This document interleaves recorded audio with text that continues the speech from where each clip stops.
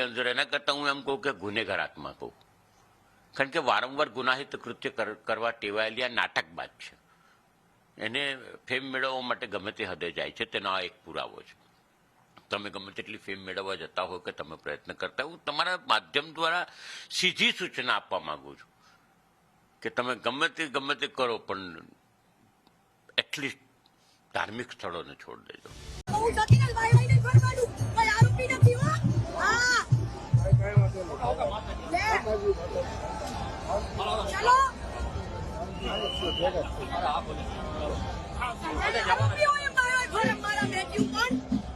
છદ્મવેશે સાધુના સ્વરૂપમાં કીર્તિ પટેલ છે એ એકદમ અસલ સાધુનો વેશ ધારણ કરી અને સાધુ સંતોની વચ્ચે ઘૂસી જઈ અને કુંડમાં સ્નાન કરવા માટે આવી હતી.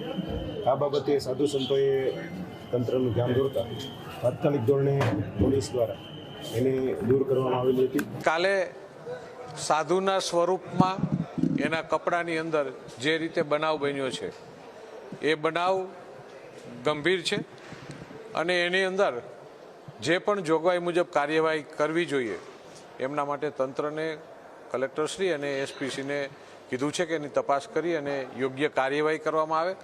કારણ કે આ સંતોનો મેળો છે, સંતોની પરંપરા છે, એટલે સંતની પરંપરા તૂટે નહીં. ભારતીય અને સંન્યાસી દરેક લોકોની જવાબદારી છે.